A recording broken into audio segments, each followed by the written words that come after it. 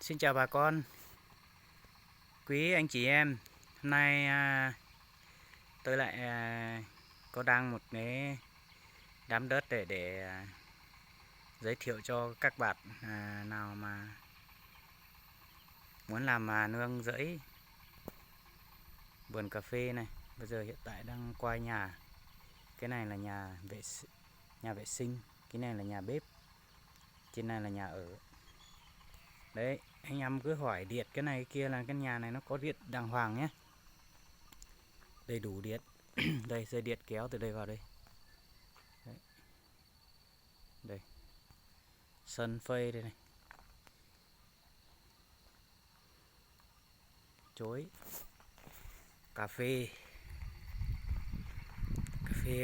lấn rồi,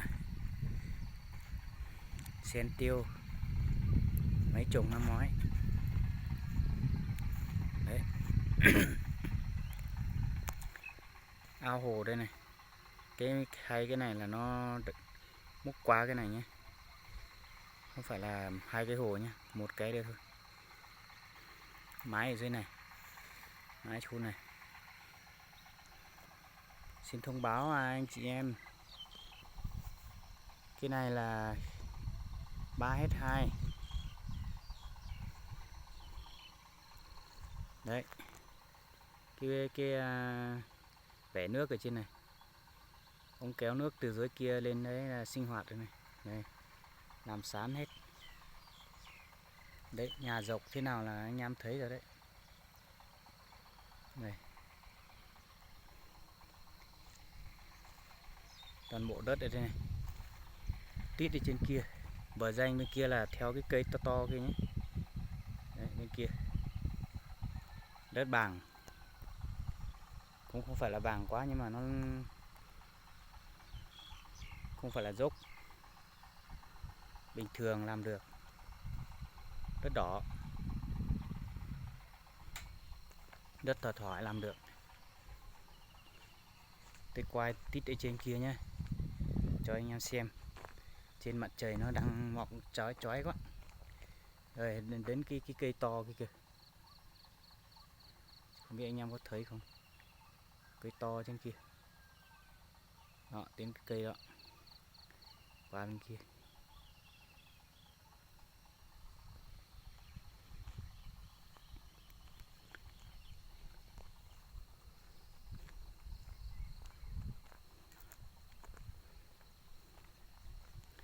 Đây, xung quanh anh em làm hết. Cái này là thông báo đất đã có sổ nhé.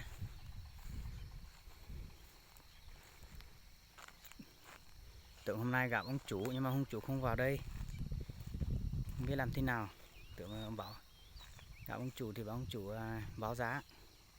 Đây, toàn bộ đất tí đi trên kia mấy cây mít kìa, mấy cây mít sướng kia, lên trên đỉnh kia này, vòng theo cái trên này qua bên kia.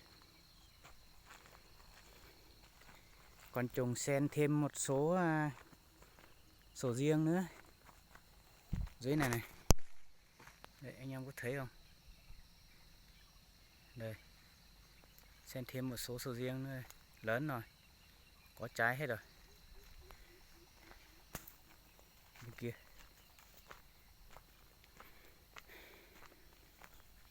quay xung quanh vườn cho anh em xem.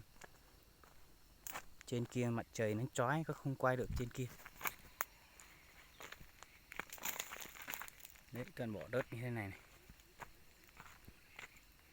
đường đi này. Nói cho bảo cái đường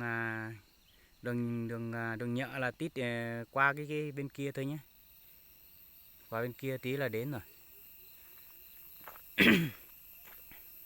Cái này đường là đường xung quanh luôn, có một đường đi thẳng từ đây xuống đây vào vườn nhà mình, một cái là vòng bên kia đấy, vòng cái nhà kia qua, một cái đường là vòng ở trên kia, tí tôi lên trên kia đây xoay quay trên này để cho anh em xem.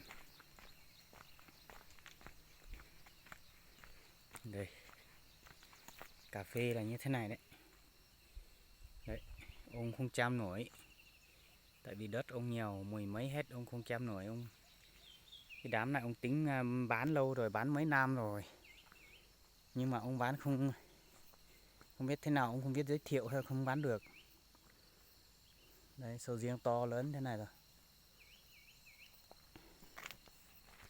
Đây, đi trên kia rồi, tôi đi thẳng thế kia, bên kia. Dưới này nó phát hết rồi, trên này chưa phát. Đấy, sầu riêng, còn toàn bộ sầu riêng đây, 2 hàng như thế này.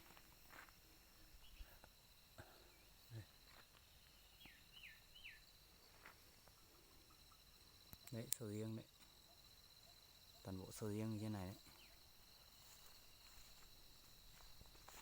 Vào trong kia. Đấy, đường đi theo đường vàng rất vàng, mà đường nào nó hơi vòng, nó vòng từ qua kia, qua trên cái nhà rõ kia. Đường này đường vòng, còn đường này đường thẳng. Đường này hơi dốc đi không nổi mấy. Họ làm một cái đường đây này.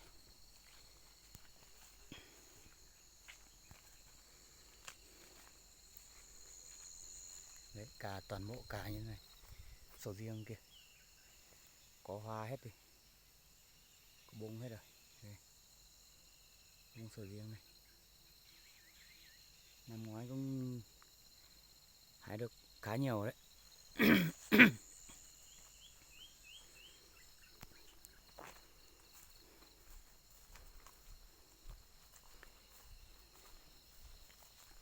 Tôi đi đến góc kia quay sướng này. Anh em xem hết đấy, để tí nữa tôi báo giá cho anh em biết.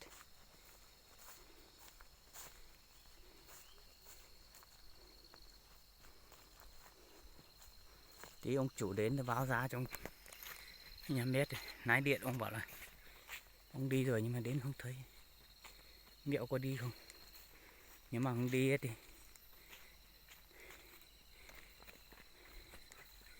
tí tôi xem thế nào thì báo giá cho anh em biết.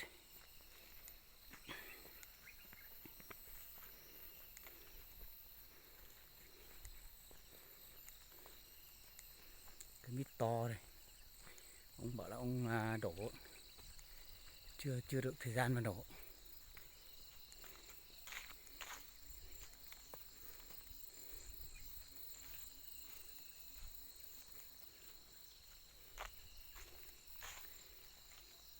Giờ không đi nữa, đến một cái hàng mít trên này này, bờ ranh ở trên là đến trên này, xong lại quay lại bên này.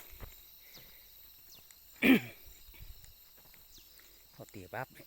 Bên này này, đấy, đến mấy cái hàng muồng trên kia. Đây, mặt trời nó chói, đến mấy hàng muồng trên này, vòng qua bên này. Đấy, toàn bộ vườn như thế này. Quay ký cho anh em xem ký. Đấy. Cái này là do họ rút con này nha. Đất này chết mấy cây kìa. Đấy, tít ngoài kia kìa. Đấy, vừa nãy tôi sướng từ lên từ dưới lên đấy.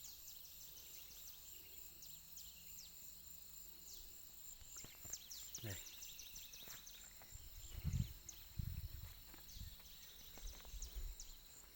Giờ thấy toàn bộ sầu riêng này.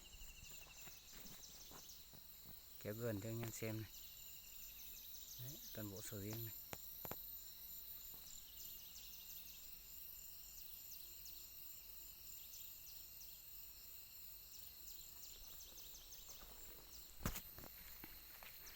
Đất có nhà, có sổ, có điện đàng hoàng. Anh em nào mà muốn mua thì tí tôi để lại số điện thoại, gặp ông chủ để ông chủ thương lượng với anh em, được thì anh em mua. Đấy, ca lớn này rồi. Đây.